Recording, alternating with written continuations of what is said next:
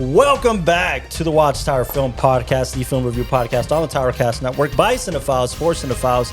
And this is it. This is the last episode of our previous Oscar winner series. We're ending the show. We're ending the show with a bang because in case you haven't noticed or in case you haven't been paying much of attention to the Tower pages, we did get couches, but more importantly... We also got mic stands. More importantly... We have that table curtain. But at the top of the tier... We got that new sign. You guys are killing my announcement here. Like, it's the biggest thing. Okay, go ahead. We just had Doug Jones, the great Doug Jones on the podcast. And that episode released on Monday. So check that out if you haven't seen it yet. But it was the most exciting thing to have Doug Jones on the podcast to be able to chat with us about all of his amazing works and tell us cool Del Toro stories and give us his best Del Toro impression. But even more so, he gave us a good, if you didn't see the promos on Instagram and stuff like that, he gave us a full-fledged reason on why this film is so important, which we're going to talk about here. Before we talk about the film, again, I encourage you, go check out the Doug Jones episode. He gave us two and a half hours of his... of his time, and he was amazing, man. But all his characters, his creatures, and then we got to chat about some other stuff after that. I'll let you guys know about later. Yes, that's just where it's at. You won't tell them later. Well, they'll find out later. How about we say that? Ooh. Introducing my fellow co-host, Mr. Austin Young. Make sure we're sounding good on the ones and twos in the back there. Yeah. Nice. Hey, he cut on the Social Network episode. He cut to himself. I'm proud of you. Proud of you. Look at you. Nice. It's working out. No, Feels I'm not good. cutting to myself this Oh, episode. jeez, here we go. Loved it, dude. Mr. Michael Lalal giving us a cinematography perspective. Howdy doody, guys. And Mr. Austin Young giving us an editing and producing perspective, which I didn't mention.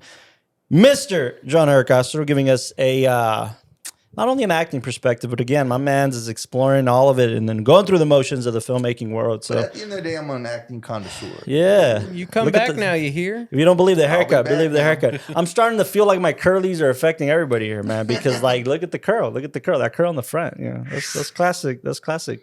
Oh my God, is that Clark Kent? It's just Carlos, man. And I'm your humble film servant, Carlos Del Toro'd, offering a writing directing perspective. We are back on the WatchTower Film Podcast to talk to you about a very, very special film that we collectively picked because, number one, we cheated. We knew we were going to have Doug Jones on the podcast. We didn't know. Around this time. No, we did. We had to, Yeah, man. we did. We had I didn't know. I knew. Wait, were you there for that recording? No, not even. He was probably asleep through it. Yep. But what he wasn't asleep through was this film tonight. And Yes. this was a very special film when I first screened it. This was literally the year where we made our first film when this film came out. And it was just going to the cinema and exploring a good year in cinema for one, and exploring a Mexican filmmaker making a Best Picture winner and also winning Best Director while he's Very at it. true. It was an amazing year just to Guillermo, experience man. film and that thing. So we're talking about Guillermo Del Toro's 2017. I mean, man, this is an epic. This is a kind of historical, This is a lot magical, of genres. realist type of film, What but romance. ultimately it's romance and fantasy, right? Yeah. What makes it an epic, like in general? I think the trajectory of the story. No, like what makes a film an epic, and how does it? I thought Traditionally, we defined it as traditionally an epic is you go through the whole life of someone essentially. Traditionally, but That's an epic. I think that's also been redefined in the scale of a picture and the adventure, the size of the adventure that we go on through it. You don't feel like this falls into more of a category of like an adventure pick? Because I mean, you look at Indiana Jones films and they go through a similar-esque, like, let's say scale of adventure, but... Indiana Jones are defined as historical epics. Are they? I mean, to an extent. Yeah, to an extent. I mean, it's fiction, Right? but it's look at the journey you go I through. mean, so is this one, right? Yeah, but it I still think has hints of- ultimately, traditionally, an epic will kind of fall into the category of something like Ben-Hur, something that's this massive kind of story to tell in this frame, especially the life, right? The going from birth to death is almost always defined as an epic. I think the best way to define this film is a fantasy film. It's a fantasy film. It's an adventure film. It's romance. Creature feature? It's definitely a creature feature. I think that's the beauty of cinema. The beauty of good cinema is it doesn't have to be pigeonholed by one genre. Exactly. And that's definitely this. We're talking about The Shape of Water today. And I think just to deduce it to its most foundational thing, or what this thing is to me, is just pure damn good cinema. Yeah. It's cinema. It's something that I can get lost in. It's something that it's firing on all cylinders. And I've explained the rarity of something like this.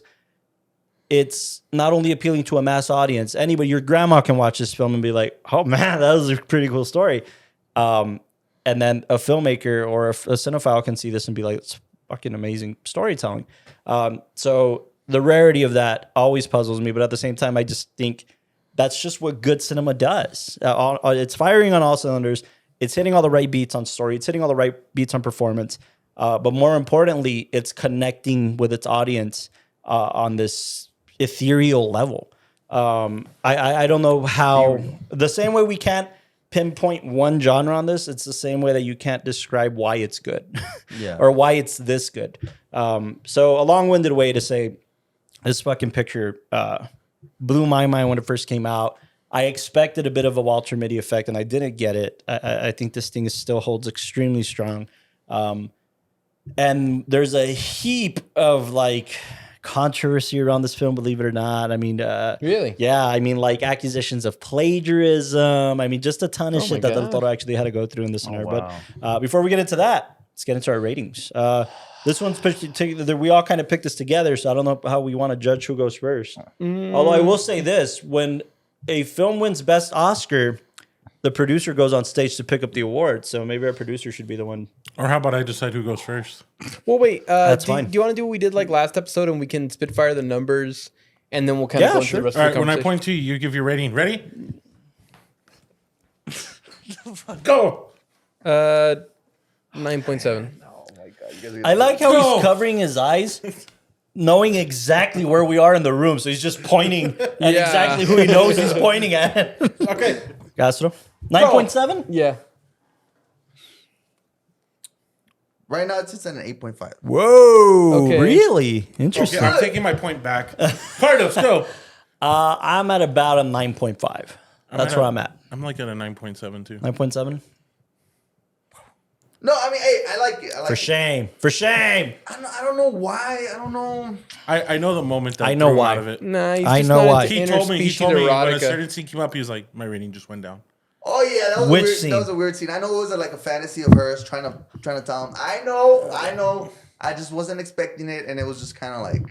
Wait, what when do he you like want? What do you ripped want? off his I'll- fingers? No, when she's trying to tell the guy the musical. the musical part. Oh, that took you out of it? Oh my god. Not when there's a fish man that didn't take you out of it? Jesus Christ. Also, you hated the whole film. Like, I like how, like, hey, that's not realistic. that's so good. The fish man wouldn't be dancing. That's so good. That's not what it was. It was just kind of. Like, I know what it was. I know what it was. I know what it was. I know what it is with you in this scenario. I'm trying to figure it out. I know it. I know you. Listen, I know what it listen. is. It's the fact that the ethereal, magical realism elements don't fit in quite with, or don't impact you as much as realism. No, you know what? Because I like how they're trying to blend it in with the whole Cold War. You know, I like that whole aspect of it. It's just. I don't know if it think was it's too these fast-paced magical and- moments. I think it's these.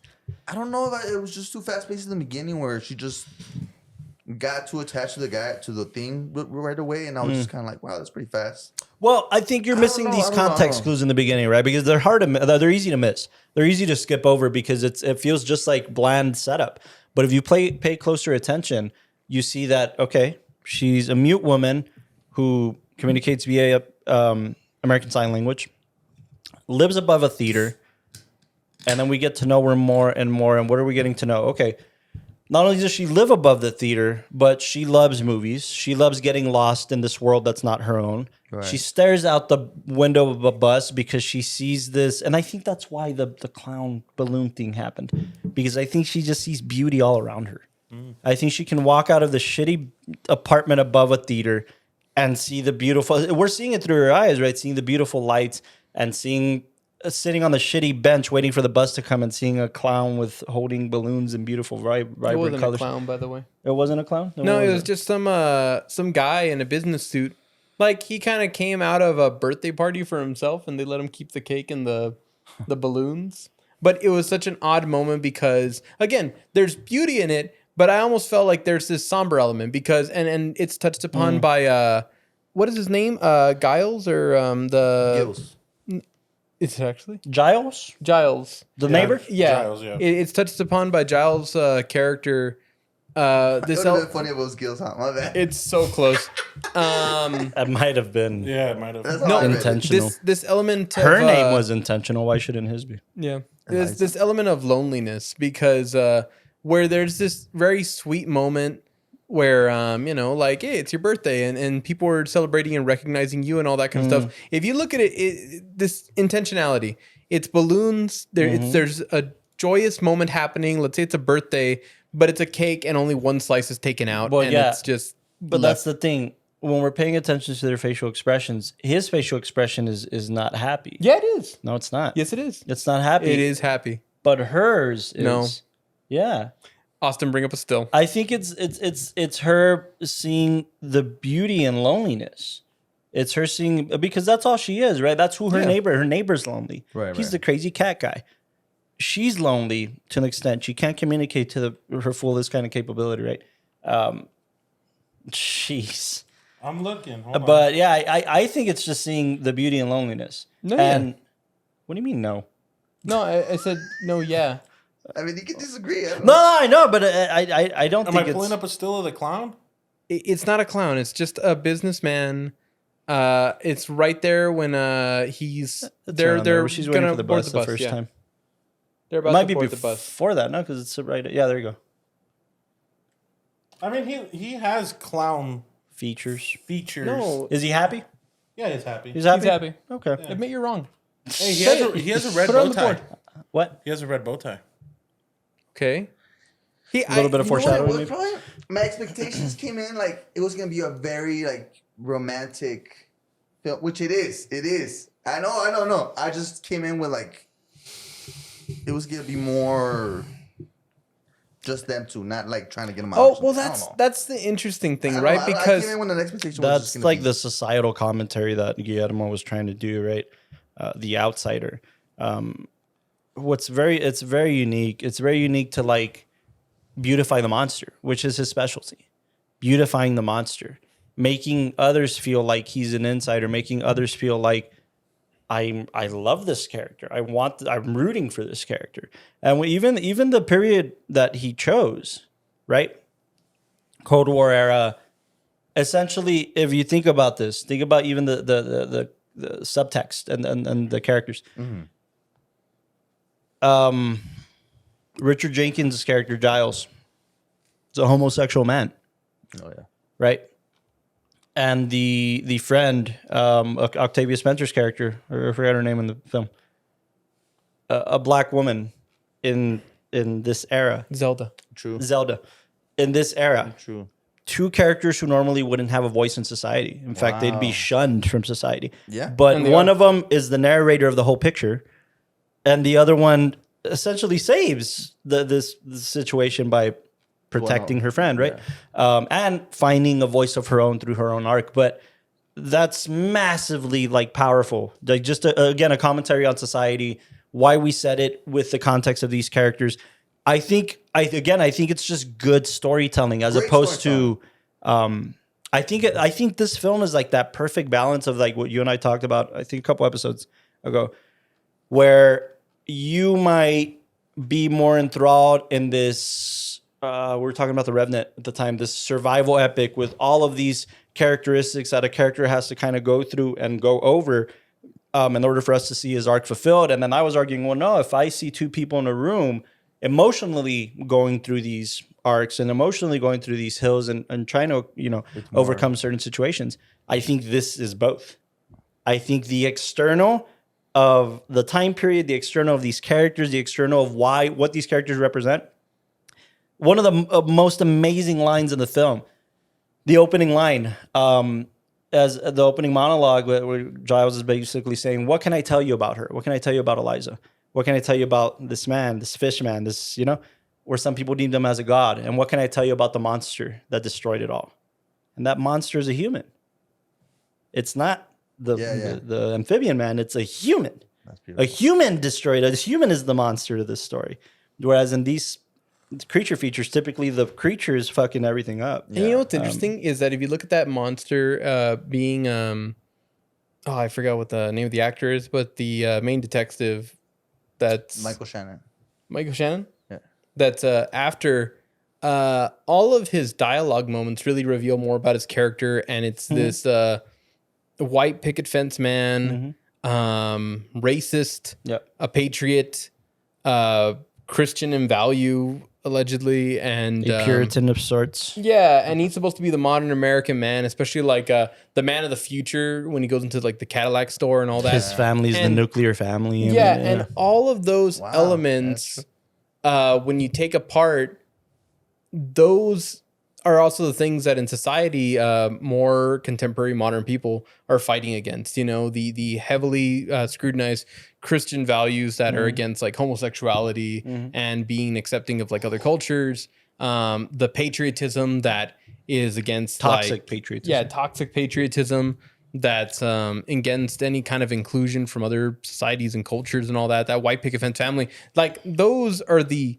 subtle, I guess, monsters in society. The ones that are passively damaging any type of progress being made. So, but again, through the dialogue in this film, through the way he's portrayed, He has his own arc if you think about it, right?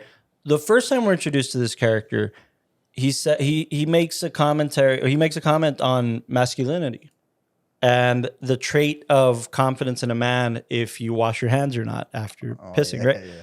And then he ends up being kind of the most grotesque, even to himself, right? Yeah. Like he can't accept himself, and this confidence is kind of lost, and he's a failure. And he refuses to be a failure, and he basically, that whole monologue where he's talking to the general and he's saying, "My whole life, you've known me 13 years. My whole life, I'm on the straight edge. I do good. I'm reliable, and I mess up once.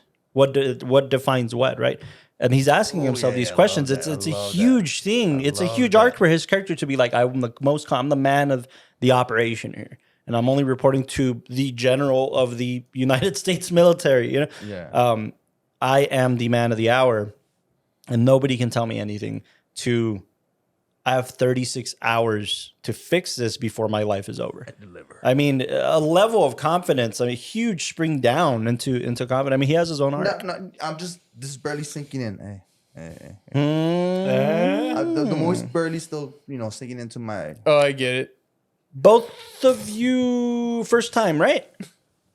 Yeah, mine. Yeah, he read. Well, does it always count as first time? Long time listener, first time caller. I will say, while we were watching, you said something that convinced me you were lying. Because he said I never gotten this far in the film. So I feel like you had watched a portion of it, maybe. No, what happened is that I read the script. So, as we do, I took a screenwriting class, and the two big scripts that we had to break down were Get Out and one of our choosing, and it was one that we hadn't seen before. And I had heard a lot about Shape of Water. I'd been dying to watch it. I think it was a year after it came out. And I, decided to do a breakdown of that script, and I read it and everything. I thought it was fantastic, just the story and the premise, and you could see Guillermo's ability to convey the emotional context of a scene very well. But the only problem is that I remember after that class, I watched Get Out finally, and I thought it was so predictable. Like, I had overanalyzed to the point of thinking that it was just this like, okay, what is this? Like, we get it, all this kind of stuff. But I wasn't able to see it with fresh eyes. And with Shape of Water, it was a similar factor where, like, I felt like, oh man, I'm gonna know all the story beats and I'm gonna know all the lines and everying. And I mean, I analyzed it enough to where, like, yeah, all these lines, like, I could just already hear from reading it. But then in watching it, I was really amazed by, like, again, the cinematography, because it was up that year. It didn't win, but it's beautifully done. Yeah. That's where my ranking's still up there. Like that's the first thing. Color palette. And I forgot what happened, but it was one of those where I had to stop like midway through. I was close towards the ending, so I had seen up to the part right before The sex scene. No, it was right after that. No, I stayed for a while. Yeah, Yeah, of course, you dirty bird. no, it was right before the dance sequence where they're in that kind of Oh, you didn't miss anything. that dream you're right, place. you're right. Wow, You did. No, but I had gotten right up to there, and so I had read like what happens and the whole like them getting to the docks and that whole thing, and the narrator come back like, what would I tell you about her? Like I'd read all that, but I hadn't seen how it would be portrayed visually. So this was my first time seeing at least the final part of the third act, like come Play to a out close. on screen. Yeah, visually. So, but other than that, I mean, yeah, no, In and Out. That's why I rate it so high, because In and Out, it just 9.7. yeah, no, it's fantastic. I mean, Yeah. I would love to talk about the cinematography in a bit, but Yes. yeah, no, Yes. No, I Fantastic. mean it's like I'm saying, this thing has everything going for it, from the direction to the score, man. I mean, but Guillermo won that year, right, for director? Yeah. Yeah. who? Yeah, Yeah, Guillermo won director it's his and first Best Oscar. Picture. Yeah. In his entire career, he's been nominated. I counted something like 24 times. His films have been nominated for 24 Oscars collectively, and he, as an individual, has won 4 times. He won Best Picture for this. He won Best Director. Those were 2 of his Oscars. He won Pinocchio, Best Animated, and I think he won for Pan's Labyrinth, if I'm not mistaken, for He some only has 3 wins. 3 ones. Oh, okay, so those are the 3. So three out of the 24, quote unquote. But although this film did get nominated for 12 awards, 12 Oscars, and won, yeah. What? Nominated for 12 Oscars and won, I think, 8 of them. I want to say 8. 7. Oh, keep going. for what I'm assuming makeup. How about we look it up? Yeah, that would help us, right? Entrance. I think makeup. I thought actress maybe. Nominated, you mean? I thought winning, For The Shape of Water, for sure. or was it just supporting? Yeah, I'll tell you here. just supporting? Yeah, right yeah. Richard Jenkins was nominated for supporting. I know that. Michael Shannon and I don't think Michael Shannon got a nod, actually. he did, his performance was awesome. I just think he played him. Michael Shannon? Yeah, it was great, but he wasn't just. That's you know, interesting. he was great. I don't. It's anytime I think of Michael Shannon, here's my issue. I think of the first time I ever saw him, and that's what ends up being my standard for comparison. First, you know this. First time I ever saw him was Greg Buell in 8 Mile. Exactly. He's like that character where he's always on the edge, and then at the end of the movie, he shows it a little bit. He's always that guy. Okay. So Well, we far- saw. Didn't we? We covered Nocturnal Animals. On I was this gonna thing. bring that up. Like that was probably See? my like. Much different character, though, What do you isn't mean? it? He knows he's about to die, so he's got one last mission. Well, I'm gonna help this in that guy. scenario, he's a hero. In this scenario, he's a villain, right? I mean, that's the No, that's the yeah, obvious yeah. difference. But no, I know what you're saying. I know what love you're the saying. guy. I know what you're Great saying. performance, and Yeah. he's perfect for this role. But he's that guy who's always on the edge. Yeah, I got to meet that guy. Oh, wow. I thought I talked about this on the Nocturnal Animals episode. You've touched on it here and there. Okay, well, I got to meet him in Oh, was it in the 13, the 12 Strong film the 12 strong? Yeah. where I was an extra. Well, he's and, pretty chill. It was great, man. We were filming this thing on top of a hill. Literally what is it?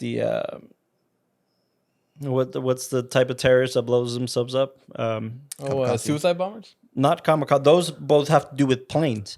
But well, I don't know if he was a suicide bomber as much as he was. Just regardless, he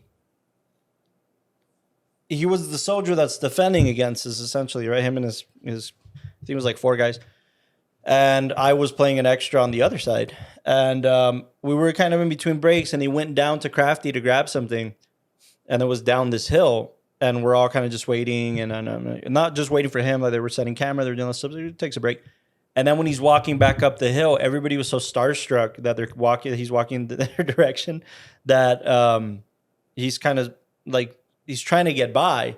Like there's a shitload of extras, and he's just trying to make his way back up the hill to his position, and he's just like, and then I see it that what he's doing, and I'm don't get me wrong, I'm like, oh shit, it's Michael Shannon, it's pretty badass. And then I literally just move aside, like, go ahead, yeah. He was like, thanks, man. And then like you got it. Like I'm just trying to get by, man. I'm not trying to do it. But he was really nice, man. He was super cool. That's Kept freaking himself. awesome. Good dude. So this film was nominated for Best Picture, Best Picture, Best Director, of course. Best Actress for Sally Hawkins, of course. Best Supporting Actor for Richard Jenkins, Of course, yes. Best Supporting Actress for Octavia Spencer. I thought she won, but no, she didn't.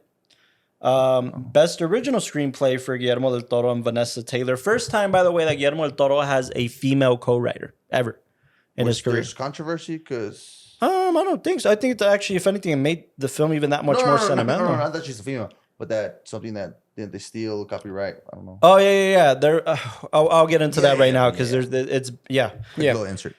Best cinematography for Dan Laustin. Shout out to Dan. I don't know know who he is? what else have he's done. Dan Laustin. How about we Michael, check do you really know? good. Dan Laustin. It kind of gave me that vibe of. Have you seen So Mindhunters? French cinematographer. No. Palette kind of. I was like, oh wow. Which The one? palette is super interesting. Yeah, it's just it's Very similar to Nightmare Alley, in my opinion, but I think that's just the aesthetic he likes because it plays between that line of like, especially that era. Fucking yeah, crazy. like the 1950s, very theatrical color, lighting, and Even the it's color very teal. reminiscent of that palette. Del Toro really liked him because the first time he ever worked with Del Toro was on Crimson Peak. Oh wow! Hey, Then he did Shape of Water. He also did Nightmare Alley. And he also got a is style. doing Frankenstein currently with him. Really? Oh man, So, Del Toro likes the dude. we'll be seeing more of him. Yeah. Shout out to Dan. Best costume design for Luis Sequeira. The cicadas. Best film editing for Sidney Wolinski. nice. Best original score for Alexandra Desplat. Fucking Yeah, hauntingly beautiful That's score. one thing I noticed. Best production design for Paul Denham, Osterberry, Jane Vianou, and Jeff Melvin. Best sound editing, best sound mixing. That's it. And the wins? Best production design, best original score, best director, and best picture. Oh, okay. So Ooh, no, enough for not- screenplay. Not screenplay, huh? Do you know one screenplay that year? Let's see. Best screenwriter nominated that year.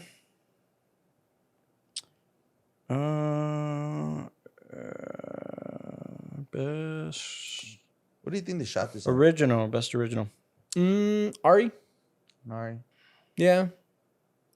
I'm sure I read. Ari Alex LF. I'm not sure. What I do know is that I think they shot on film, and this is why I think they shot on film. I'll confirm that right now. Del Toro wanted to shoot this film in black and white, and said which is the weirdest thing. Ooh, I mean, the color palette was so beautiful. Yeah. Man, that would have been interesting. He wanted to shoot what stopped him was budget restraints. Black and white. So that's exactly usually shooting film celluloid is cheaper in black and white. Black and white film is cheaper. But in this scenario, I think I don't know. It kind of makes more sense to me that they shot on film, but I could be wrong. I'll look that up in a bit. The winner was Get Out. Oh my god. Yeah, no. I mean that year. That's why those were like the big ones that I was like studying script wise. That year, fucking best picture was Green Book. Okay. Oh no. And then one over Roma. Or was it Roma that year? Or? No. This one won Best Picture. Oh, you're right. Yeah, Maybe it was the that's year why we're after. talking The year about it. after. The year after. The year after. You're right. Yeah. It's because it was highlighted right out on the same year. Oh, I see. Green Book won the following year, 2018. Yeah, but strong year, man. We're talking the Big Sick. We're talking Lady Bird. We're talking 3 Billboards Outside Ebbing, Missouri. I mean, I this love it. fucking year, we're talking Get Out. Get Out. I know it's unpredictable, but at the time it was pretty good. No, I mean, like that's the hard part about I think whenever you're a film person or a film major and you have to study film, you end up getting very analytical about it. And I think as time's gone on and we've reviewed more films, I've gotten better about it because now Same. I can watch a film and thoroughly enjoy the story and the elements that are there and not turn off my brain when it comes to analyzing the individual elements, but I can at least like I can compartmentalize where I can just enjoy the picture and then Yeah. later on come back to it and see the little minute details and explore them further, you know? I've gotten actually the opposite just because and I actually kind of like it.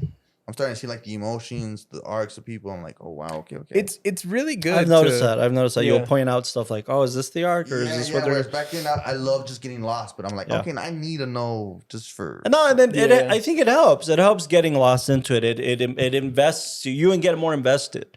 By the way, just to touch on the technical fronts, it was shot digital. They shot. This is still blowing my mind. They shot on the Arri Alexa Mini Mini. and the Arri Alexa XT Plus. Of course. Those are I two think cameras that was the model before. I could be wrong. before the Mini.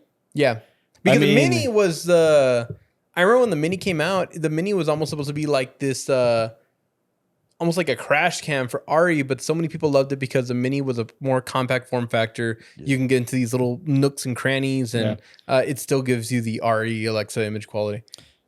But yeah, Blows my mind, man. What's- I mean, look, this film had a $19 million I budget. was about to ask. 19. 19. How did they get away with that? Guillermo Del Toro'd. Well, Doug told us on the podcast, right, Okay. that number one, this man likes to shoot in Toronto. It's pretty cheap to shoot in Toronto. Toronto. and then also, was this one of the ones he like kind of shot on his own dime? Like No, so what happened was Like a passion project? he's been developing this film since 2011. And he's 6 had years. the vision of this film since he was 6 years old. But he developed it in 2011, and he knew he wanted to cast Sally Hawkins since he met her back in 2005. He's just like, and he said, I wrote this film for Sally Hawkins. If she would have said no, I wouldn't have done the film. Because what he ended up funding was his own division to create the creature.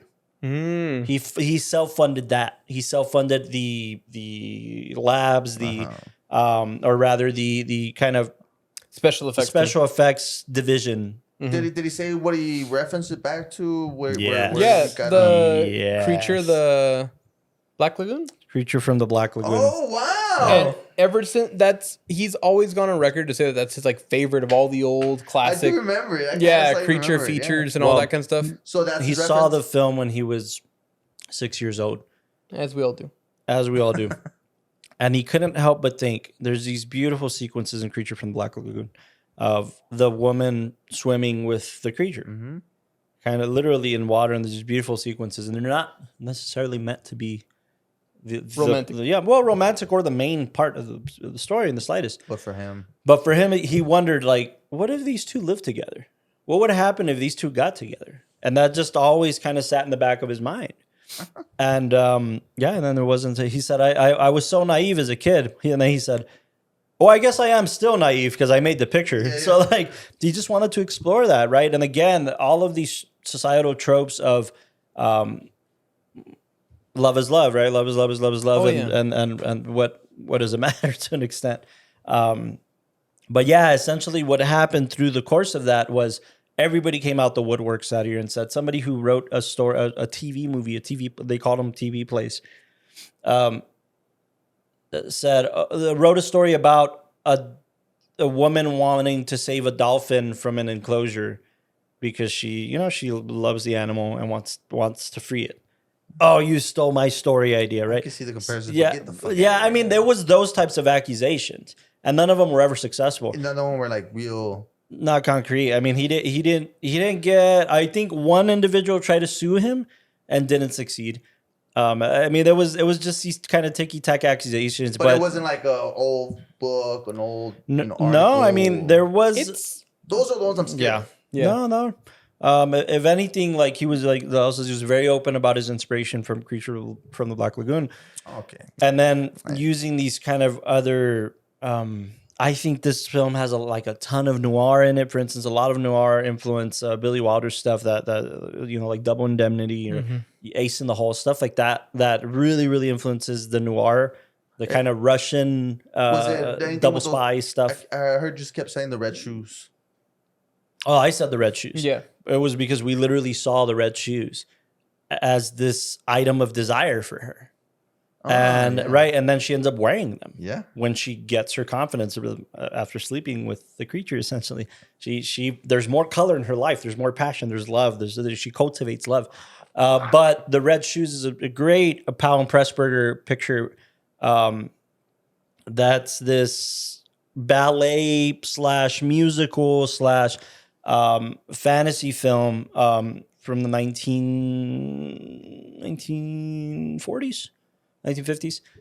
And it's kind of just credited as being a massive inspiration for a lot of people. It's on the Sight and Sound list, and it's actually Scorsese's favorite film of all time. Oh, whoa. The Red Shoes. And he got to meet Powell and Pressburger, so much so that Thelma Schoonmaker, Scorsese's editor, was married to Michael Powell of Powell and Pressburger. Oh, wow. She was married to one of the filmmakers until his death. And, Marty got to know him.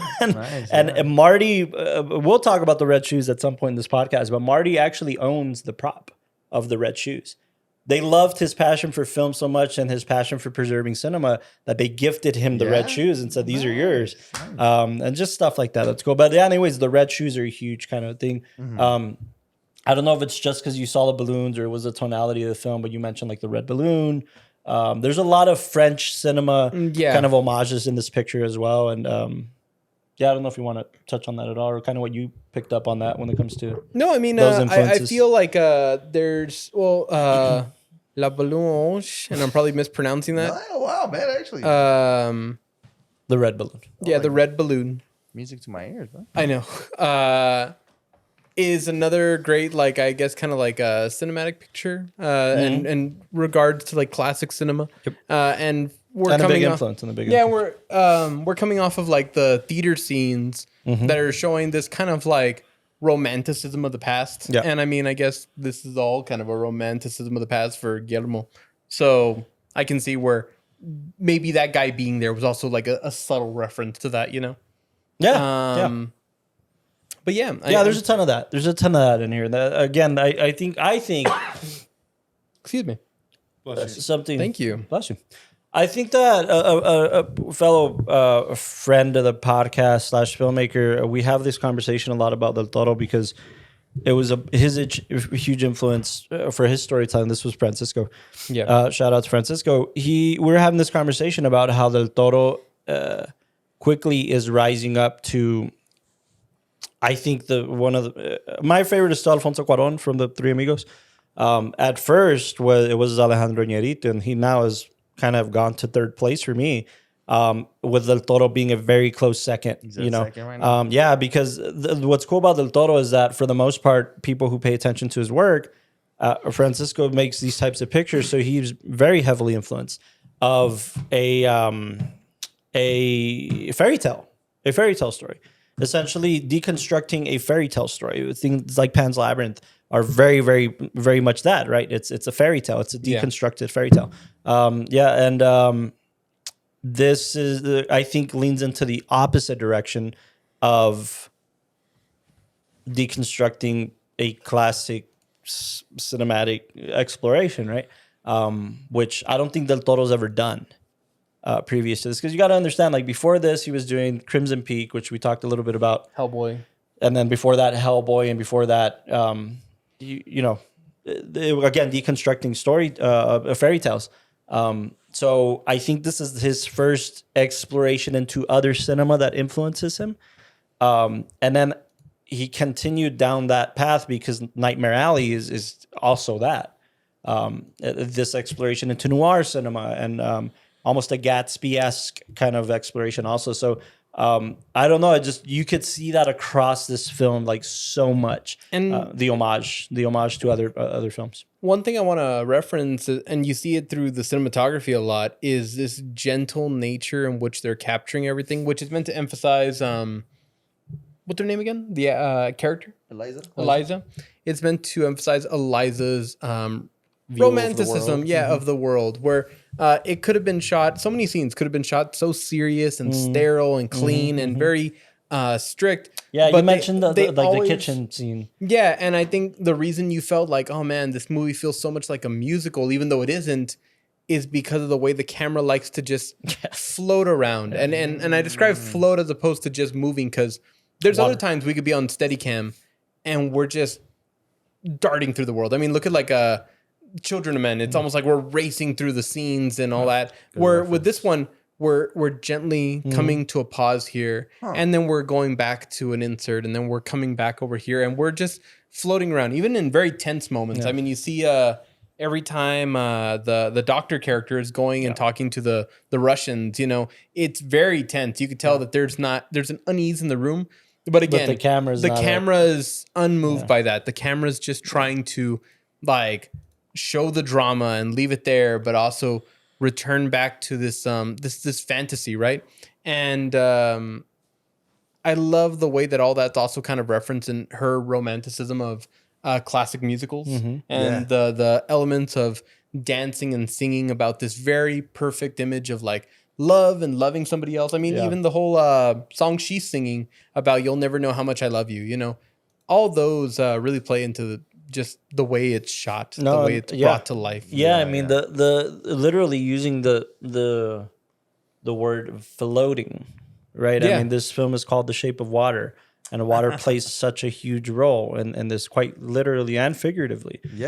For both characters, and it's very much an exploration of that. It's an exploration of sexual freedom. It's an exploration of love, and it's an exploration of everything, right? And the camera really reflects that. And I'll piggyback off that and say that also the music has this nautical feel to it, but this beautifully nautical thing, right? It's water. It's water. It's oozing in and oozing out, and kind of doing this playful thing with melody.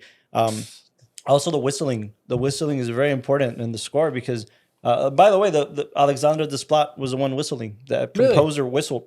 Oh wow! For this, so that's his whistle, and a lot of that plays into the ethereal feel, not only of the, I don't know, what do we call him? The amphibian man, the fish god.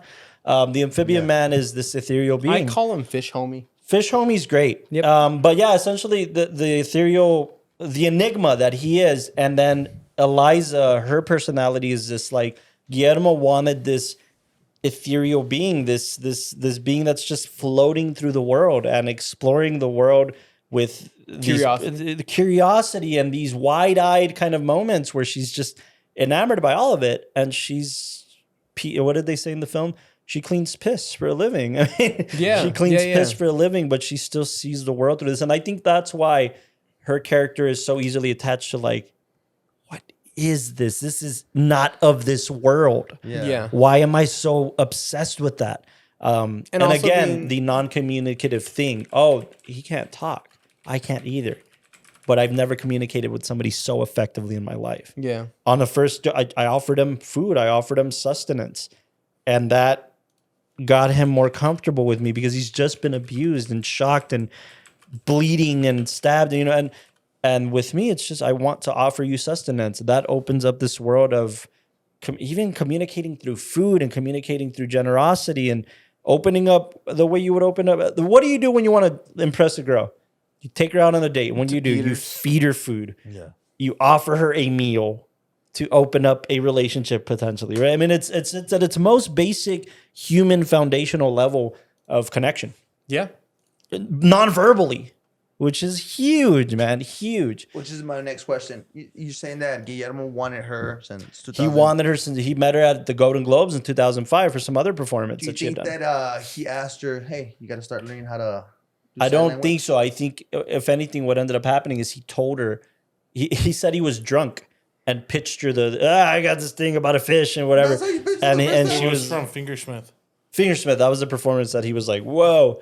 And he was like, I got this thing and I think it'd be perfect for it. And Doug can do a better Guillermo impression than I can. But Dougie. More fish, less sex. But yeah, essentially he pitched it to her and she was like, okay, fucking weird. Cool. And then, you know, he developed the script and sent it to her and she was in from the moment it all kind of started coming into fruition. Not just her, but he wrote the part of Michael Shannon for Michael Shannon. So there was already people that he already had in mind for this. Also Octavia as well. Yeah. There's he had this, and it's funny, man, because Octavia, I thought she won for this film, but she didn't. She had just come off of films like The Help and Hidden Figures, where she's essentially playing the same role. Yeah. Like almost Hidden Figures. verbatim the same role. Yeah. It was Allison Janney that won that year for supporting. For what film? I, Tanya. Oh, okay. The mom character. Yeah. I mean, what's impressive about that, though, is that this is what I love about actors.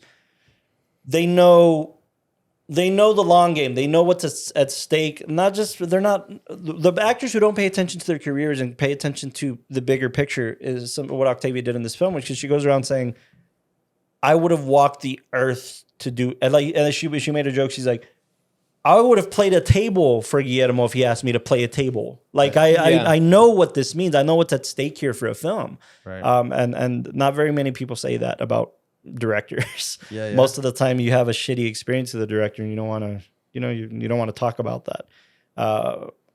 There's very few people in Hollywood that people be like, I'll fucking be the bus driver in that guy's film. Like I'll do anything.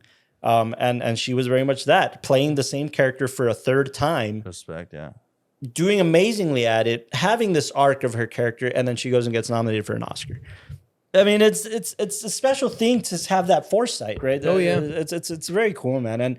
And like Doug told us on the podcast, Guillermo, visionary directors like that have that foresight. Like I know who I want in this, and I know what it's going to do for the picture.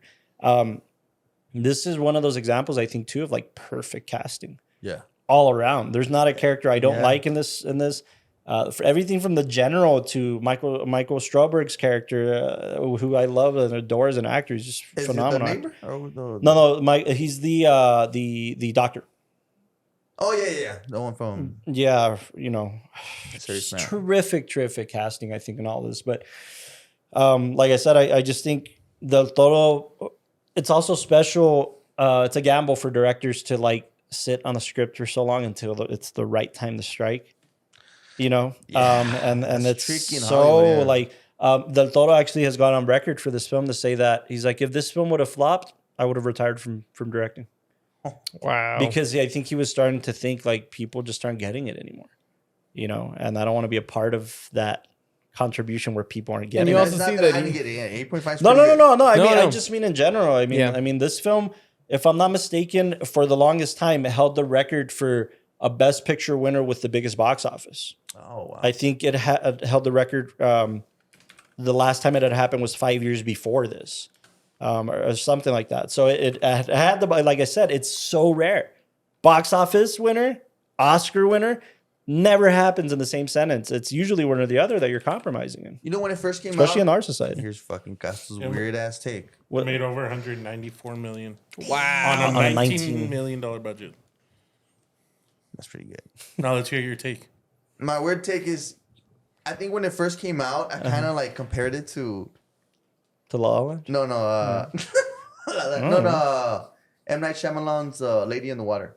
I never saw Lady in the For Water. some reason, I was just like, okay, they're doing Yeah, that that makes thing sense. There's in the water. There's Have a you seen it? twist. Didn't No. he get panned for it? Didn't like people hate that movie? it's Yeah, horrible. It is I terrible. mean, I've never seen it. Yeah, compared to this, yeah.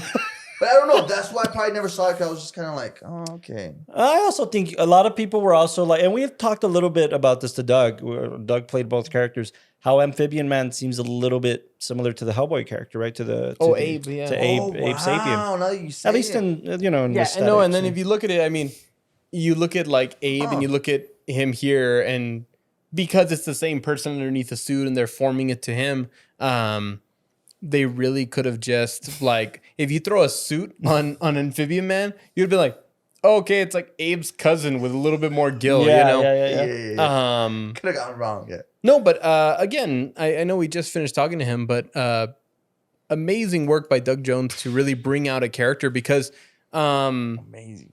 you're trying to play this delicate balance of creating a monster, right? And I mean, Who a lot eats of cat. yeah, and in a lot of creature features that we see, the monster's not in any way something approachable, something friendly. Usually, the whole point of a creature feature is that the creature is always scary because you know nothing about it. It's always this, like when you look at like Well, this felt more like an alien. Like Yeah. he's trying to understand. So it's like But that's the thing. It's always like we aliens know. not always scary, right? Well, it's this not knowing anything about them and Usually them, that's them what- affecting Yeah. society. Usually that's what the scary part is. Yeah, right? yeah. But in But this one- in this scenario, his ambiguity almost just adds more to us not knowing anything about him, adds more to the mystery and makes him more desirable. And then also, like you mentioned, like his curious spirit matches her curious spirit. Oh, yeah, yeah. Just like Yeah. she was wondering, like, what are you? He was looking back, wondering, like, what are you also? Because And- and then it's But hold on. that's such a Yeah. that's such a great comparison because if you think about it, they're trying to figure out who they are to each other, whereas us as human beings, when we're imagine being exposed to something like that, for the first place our mind goes to is fucking shoot that thing in the head, dude. It's a monster. It's gonna kill everybody. yeah. And that's the human experience. His experience is your people have fucking tortured me. They captured me and they tortured me and they beat on me. And that's his only experience towards humans. So for them to see each other and be like, hey, you're not a monster on both accounts is super interesting to me. Like it's exploring each other and saying, oh, not all of your kind is bad. Yeah. Not all of your kind is bad. That's Also, superbly fascinating. The dialogue between Eliza and Giles' character, that whole moment where it's like, no, I want you to like Repeat listen what to I me, said. like if I can't talk and I can't speak and I'm this person, I can't communicate in society, like what really am I and what is he? And then it's like, oh, so it's a he now. And I mean, What a great if you scene. dissect that and the commentary that it's trying to be, because the whole title, The Shape of Water, is the idea that to try to define love is like trying to define the shape of water. It's always moving, it's fluid.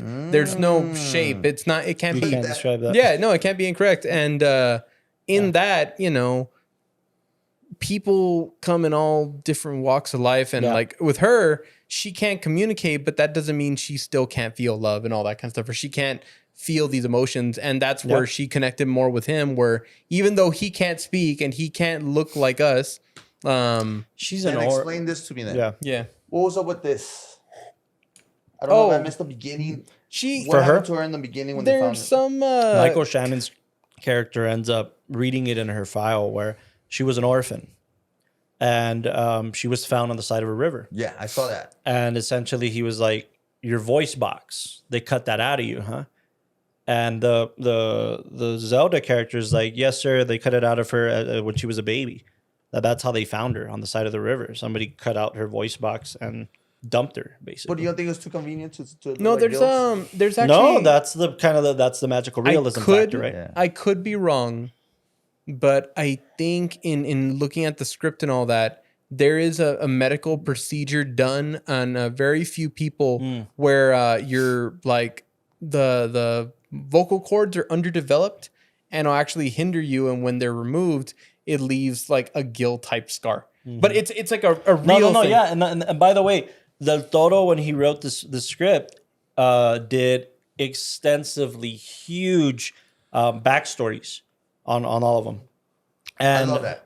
And like somebody said that like some of them were That's- over 40 pages per character. Okay. And then he literally gave them to the actors and say, use them, don't use them, I don't care. Like your choice, Which is- your yeah, character, which- your choice. which is true. And some of them, like I think Michael Shannon was like, I didn't read it, I'm not going to. It's not going to inform my performance. And somebody like, or maybe it was Rich. Oh, and somebody like Michael Strawberg was like, dude, I ate that thing up. It influenced everything about my character. So I think that Eliza has a backstory that is overly extensive. And that was one element that I remember reading, that it was in the script that it's a medical surgery. condition that she had that leaves her with these gill looking scars. Yeah. But it's a real thing. And so it's also important to note. This is why I think everything matters, right? Everything has a purpose. Her name, Eliza. Oh yeah, you did. I'm still trying to think like. Well, the biggest thing to her is that the name Eliza means God's promise or promise of God. Eliza. And the fish character is constantly, the amphibian man is constantly referred to as a god. And this particular god is promising her a better life. Right? essentially a different life where they can actually be happy and live free and live together. Yeah. Also, the marquee of the theater. There's 2 films on the marquee. You guys remember what they are? I knew you were gonna say something like that because I knew you were gonna. Mardi Gras. And I forgot the other. Yeah, well, that was on top. No, that was on the bottom. The Story of Ruth and Mardi Gras. Okay. Believe it or not, Mardi Gras doesn't matter. The story of Ruth, though, the story of Ruth is biblical. And then the Bible, and by the way, Michael Shannon also kind of makes it. There's a lot of like weird Bible references Yeah. in this film. well, Real? again, the Puritan aspect of American culture, especially in Yeah, those because days, right? remember at the very beginning, even the guy's like, "Hey, come watch the Bible movie." Yeah. And then later on, like Michael Shannon's reciting verses, Yeah. and then Zelda's character says, "Oh, my middle name is from the Bible," and Yeah. Delilah. Delilah. Well, in the case of her, the character of Ruth in the Bible is about a woman who essentially is, how do I put it? Part of a society that worships many gods. And she herself also worships many gods until she meets and becomes a goddess for other characters. Until she meets an outsider that's not from part of her society. That outsider shows her, hey, you can believe in a single God and have this more directive path for your life. And I mean, think about the connection to her story. Again, many gods and goddesses. Isn't that what society, especially American society, is?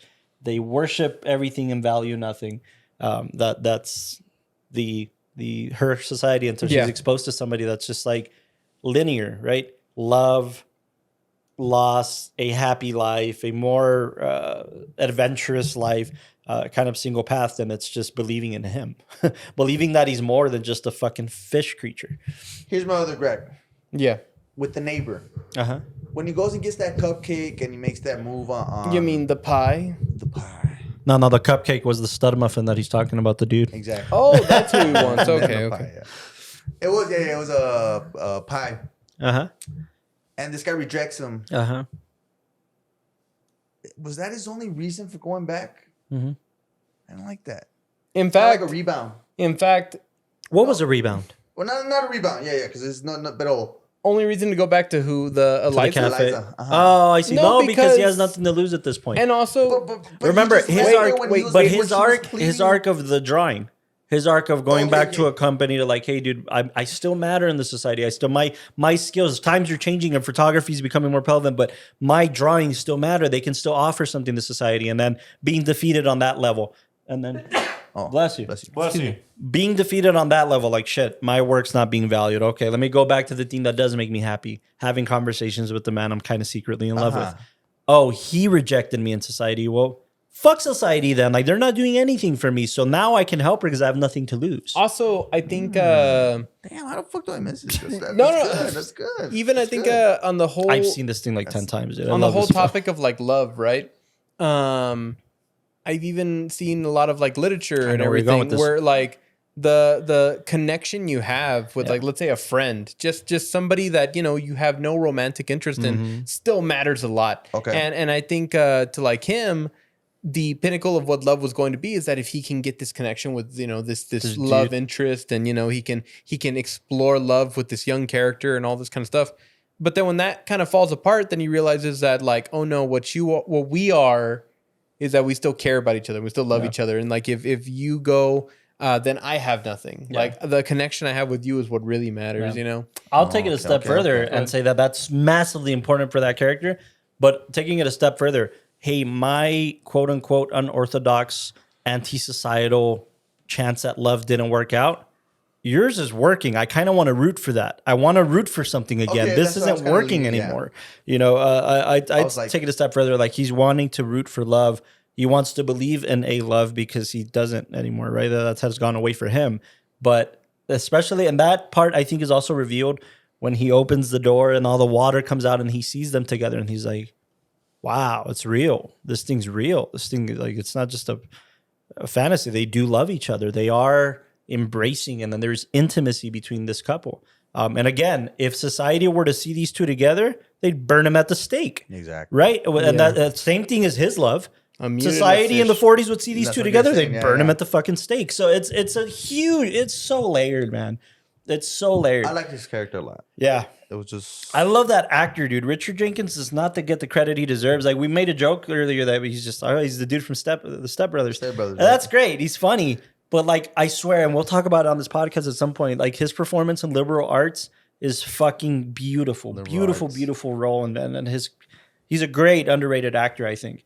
Same with Michael Strauberg. Though Michael Strauberg isn't really an underrated actor, I think that dude needs to be talked about. Well, maybe that is underrated. He needs to be talked about more. His performance in like Call Me by Your Name as the dad Men is in Black fucking, 3. Yeah, See that? I think that those are he needs to get away from. but he's not. He doesn't. No, he's not, he's good, he but I doesn't mean- exist in that world all that much. That's Yeah, my exactly. point, That's right? a good thing. That's a Yeah, good he thing. knows how to pick his But like some roles. people, like that would have helped him. No, that would was really fun. Like, to But expose him. like Serious Man, Yeah. Yeah, to me, he needs more like that. I felt like that was a great performance from him. No, And absolutely, like absolutely. to see him as a lead in Those dudes, that- man, underrated. Those two dudes. I mean, think I'm about talking like exposure, like that Men in Black could have Yeah. helped him, but also it think didn't. about Sally Hawkins, like the lead. Where did you know her from before this picture? She's been around. no, I can't list Nah. one. Exactly. I mean, I think Del Toro specializes in this. Like, let me take these underrated kind of actors and I'm going to do something special with them. By the way, even Bradley Cooper in A Nightmare Alley. I mean, Bradley Cooper was on his way to becoming Bradley Cooper, but to use that dude and know this motherfucker's a lead in something like this, Yeah, I mean, I agree. Del Toro's Oh, he also really brought good at back that. that character. The Ron Perlman? was it Ron? No, not Ron Perlman. Which character? The neighbor. What's his name? Yeah, the neighbor. Richard Jenkins? Richard Jenkins. Rich- yeah, Rich- he was in Nightmare Alley. Yeah. Oh, right. Yeah. You brought Yeah, him no, back too. And then Yeah. he also played a great Oh, part. he did. Wow. Yeah, as the guy, the millionaire who was trying to speak to his dead wife. Yeah, terrific part. In that Yeah. picture. Yeah. That Yeah, was super solid. terrific So, yeah. part. Also, Del Toro makes a cameo in the most unsuspecting way. Let me dang guess. it, man. He was the fat guy with the cake all along. No, Damn it. although he? he's not. He's nobody. He's nobody and everybody at the same time. Let me tell you why. Del Toro. You guys are gonna laugh, but it's kind of beautiful. Del Toro's breathing was used in the breathing of the amphibian man. The sounds that the amphibian man makes, the breathing, That's is Del Toro? Toro's breath. Really? Yeah. Jeez, That's terrible, man. Memo. Hey, man, I'm trying to be like No, you. but I think about it, man. It's. I think it's a pretty cool thing to be like, this character lives in you so much that you have to be a part of its breath. You know, like And it it's works. and it works, right? It's not distracting the slightest. Kind of like they say, if you're really passionate about something, you should be able to eat, sleep, and breathe it. I Yeah, mean, you know, yeah. in every way. It's Like great, man. you could tell that this story was just so personal to him. And I mean, I had a meeting today with Del Toro. with Del Toro, and he was telling me that he's not as fat as you guys make him out to be. Oh, okay. Memo, I love you, Memo. No, I love Del Toro, man. He'll go on and on stage and say shit like, Memo, let me go and read my script. No, and then they'll be like, pinche gordo culero. I love Like that he type of says attitude. it about himself, he very self-aware, man. But anyways, no, I had a meeting today that made me feel really good as a writer, at least, that they said like, hey, this. When I read this thing, I was like, this is Carlos. Like, you just inserted yourself in this character and made a world out of it. And that's the biggest compliment. I don't think it's always intentional. In fact, I envy writers who don't have to do that, who can just get a subject and write about it. But you I think indirectly or many times very directly insert pieces of yourself. Yep. And they shine through, especially if people who know you, right? Exactly. So I got that compliment today, and it's like, yeah, it feels good to Nice. be able to live, eat, breathe, and kind of Yeah. explore all of that about yourself through your art. That's kind of the whole point. That's awesome. So, anyways, Is there any other kind of closing facts you have about the film? Hold on, I'm just trying to, because I'm sinking in. What about the ending? what about the ending? Did they She's a die? fish Did they now. survive? No, right. I mean, he's talking about it, right? She's a did fish. She's a fish. She's a fish now. No, I just think like Those him healing himself. He's a god, Uh-huh. and then he takes her. and she's a fish. There's I don't know. That was a little too much. What was too much? The gunshots. Oh, that whole thing? and then They've just been cleaning them setting off. that up. No, yeah, I know that was gonna happen. Let me put it to you in Are this you talking perspective. about I love the beautiful ending, but I would have gone. You mean like the Michael realistic. Shannon, like, oh, you are a god, and then he dies? That actually was pretty cool. Okay. Actually, I think like think that. about let's just pinpoint the gunshots. What other way would you have convinced Michael Shannon's character? Oh, that's a good question. That's how he interprets, no, yeah. you know, that's how he interprets power. If I can shoot a man and kill him, I'm more powerful than he is. No. I'm not, right? no. I'm talking about the creature. Like That's why. him getting up and doing this. That's why. That's how much of a meek character he is. Meekness is defined as power under control. Well, the entire film, we're seeing this creature. We don't see the full-fledged power of him, only in sequences, right? Him healing the Richard Jenkins character, him giving him hair. He's not just like this enigma of a character. He actually has more power than he leads on. Yeah. Why do people in South America bring him offerings? Because he means fucking something to a whole group of people, right? He is defined as a god. So if we don't get to see a portion of that power, I guess that's you know? the beauty of the directing that Guillermo does. I guess is because you're so into it, yeah. and you're like, okay, it's still a fantasy. Wow, I forgot it's. I guess that's how I took it. Well, I mean, That's the yeah, beauty of it, naturally, I guess. mean, the supernatural element always has to exist. But I got lost in the Yeah, story. I was yeah. just like, whoa, this is, and Yeah. then oh wow, no, he's a god. Yeah. And like, more that's powerfully, like, okay, cool, dude, you can heal yourself. We do that as human. You heal yourself. Your body heals itself. That's just something that happens over Yeah. time. That okay, cool, dude. But you healed a human. You revived somebody. You know, you gave them life again. That's supernatural, right? That's Exactly. huge. That's yeah. And Also- I love the ending. I love the ending. That's you guys said that's the non-dry one, or what did you guys talking about? Oh, dry for wet. I Dry think. for wet. Dry for the wet people- is a for the term people, yeah, in for the filmmaking, essentially that. Just like day for night, or just like in exterior for enter, you're shooting in a dry circumstance with people hanging on wires, so that you can pretend they're floating in water, So and you then you say- just add the water in post. So you saying the last part was or wasn't? That's my guess. I don't Yeah. think we were able to pinpoint it, but I was reading that like Sally Hawkins was doing all sorts of underwater filming for this film. So much so that the next film she went to do, I think, was either Paddington or Paddington 2. Literally the opening. I don't know if it's I've never seen the film. So the opening scene of the film, or the first scene that they shot for the film, was an underwater, where her character's underwater for a long period of time. So like, I mean, when it comes to film, if something is 3 minutes on a film, it probably took 3 weeks to shoot, Exactly. or Yeah. whatever. It just depends on the complicated kind of. Circumstance. Because to me, I feel like So, the but last- at the end, the last it's one does this more feel- angelic, ethereal. Like I have to create the magical aspects of this, as opposed to like, no, I can physically see them floating in water. To me, those were the sex scenes, Yeah. and the beautiful magical ending was like, how are you gonna put a camera so far removed and have so much space under their feet? No, you can't. You have to create that in the studio, right? I mean, Yeah. it's one of the. That's why I think that was dry for wet. Also, I'll say back to the kind of the bigger metaphorical pieces. The whole thing that was hindering her throughout this film and what made her feel like such an outcast, that whole her not having a voice, and you even mentioning like that's the biggest thing for this film is the people that don't have voices and the struggles they go through with just trying to find connection and identity through everything. I have a question Okay. for that. Oh, okay. Well, I don't know if you want to finish your thought. Oh yeah, I'll just finish the thought in saying that like not only was he healing her by like bringing her back to life, but then even like now the scars become gills, the thing that was hindering her in the first That's place, exactly- like being the life force now. Well, you know? and that's my question to you guys. Yeah. Do fish talk? No, genuinely. Do they talk? Do fish talk? How do fish communicate with each other? Isn't it like through waves, through little I don't know. I get the it. dolphins. The do point I'm trying to make is Do you mean echolocation? those are whales. They purr, they croak, and they pop. They what? They purr, they croak, and they pop. Okay. Pop.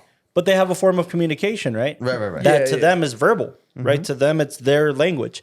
What I think is also important to note in this scenario is that's why the dream sequence is so important, is she's gonna sing to him in her language. And literally the whole point of that song and that sequence is to say, you'll never know how much I love you because I can't effectively communicate it in words and song. And, I can't communicate this to you. But when he gives her the gills, now they can communicate in the same language. Yeah, they can. What did you say? Growl, hiss, and Purr, crock, and pop. Yeah. So I just think When he that's says that, please clip his video. right. it sounds like a Backstreet Boys dance move. The purr, crock, and pop. but I think that's even more powerful. No, yeah, yeah, like that's that. beautiful. See, I They can didn't catch all finally this stuff. communicate in the same language. Yeah. Yeah. You don't think there's a like a different meaning? I think that's the Other beauty than of his. purr, crock, and pop. No. I think that's why you needed Richard Jenkins' voiceover there. Not only is it an amazing bookend, Yeah. what's the opening scene of the film? An apartment underwater, almost abandoned, almost saying like, I don't know. I like to interpret it as this like, this is so much set in the future, so far ahead that the world is okay. underwater. And we're like almost like James Cameron exploring the Titanic, going back into this That puts old me a bit apartment different. building, Okay. right? I thought it was floating in like a dream. Like everything's Well, floating. Like, because when you're underwater and things are floating and all this kind of stuff, I mean, if that was happening without the water, it's just magical. You know, the way that things just kind of move and everything's nice fluid way to put it. and it's all connected and stuff like that. I put it just in realist terms because to me, if that's the case, if we're so far in the future that everything's abandoned and Yeah. what does this mean to humanity? What does this mean Yeah. to anybody? And then the final bookend to be like, oh, they left that world behind. Yeah. And now this world became the world. You were. So I don't know. I'd explore it in those veins, but yeah, I think that's why the voiceover is so important because he literally says, "I like to think of her as this water princess. I like to think that she survived. I like to think that they survived. Their love survived." But that's also not concrete. Yeah, exactly. It's left up you for don't know. interpretation. So it's great. It's great. Did a rating change? Yeah, mine did. I just missed a lot of things. You guys confirmed a lot of things. I'll go to a 9, a solid 9. Solid 9. I really liked it. I'm on 9.5. Did he bring up the whole theater thing? No. Okay. Yeah. It's one of my favorite facts. I'll close with that one. I love it. I love the theater thing. Essentially, the theater that we're shooting in, right? It's the Orpheus and the Orpheus. No, Orpheum. it's, No. I know what it is in real life. I know it's the Elgin, but Oh, let me okay. get there. The Orpheum Theater in the picture as we know it. It's called the Orpheum. Right. For one, to give you a little bit of background, the word Orpheum is derived from the word Orpheus, which Orpheus comes from Greek mythology. And Orpheus in Greek mythology is shit. Google it. It's a character without voice or a character that becomes the voice of a people or some shit like that. So even just the name itself has meaning. And that's Orpheus, right? The Orpheum Theater. It's Greek mythology. He was a poet and musician who went to the underworld to retrieve his wife. To retrieve the love of his life to the underworld or the other world. So fish retrieving his love from the other world, Neo, vice versa, right? Matrix, yeah. And then her saving him, right? Retrieving her love from the other world. So that's the Orpheum Theater. But on a more realist thing, they shot in the theater called the Elgin Theater in Toronto. This film premiered at the Toronto International Film Festival. And the people sitting in the theater didn't know that they're in the theater that's on the screen. Oh, that's pretty cool. That's a nice Wow. Yeah. It's just, That's really cool. yeah, so it was just like this cool little surprise. By the way, this thing won the Golden Lion in Venice Film Festival, won the top prize of Toronto Film. I mean, this thing Rightfully so. obviously, swept. But yeah, I love that little fact about the theater. Such a great thing. That's so cool. Yeah, man. So, He's finding little creative ways. Shape of Water, ladies and Shape of gentlemen. Water. If you want to learn more about the Fishman or the man behind the Fishman, Oh, usually you guys have movies you guys could kind of. every Guillermo Del Toro film, Yeah. like For sure, honestly, for sure. like Pan's his, Labyrinth more than anything. Pan's yeah, Labyrinth. his aesthetic and ability to give creatures a voice I love Yeah. it. and personality, and Yeah. it say something about the human condition. Yeah. I think nobody else in the game right now is doing what he can do. And aren't we curious about how he's going to do that with another beloved character, Frankenstein? Yeah. Oh, And just is this the beginning of Del Toro doing this to See, every I'm barely Universal? understanding Guillermo, I bro. know. We're just. Is this the beginning of him doing this to every Universal classic horror monster? He's not even going to be cheeky about it. The I next mean, one's yeah, gonna be he called did Creature of the Mummy Black Man. Lagoon. He's doing Frankenstein next. I mean, I don't know. I think that'd be Hasn't missed amazing. yet, man. Blackula. Why? Why? What? It's a spin on a classic. It's a modern take. Bro. It's a modern take. Yeah, but no, I mean, yeah, it's hard to compare. But I mean, I would compare it.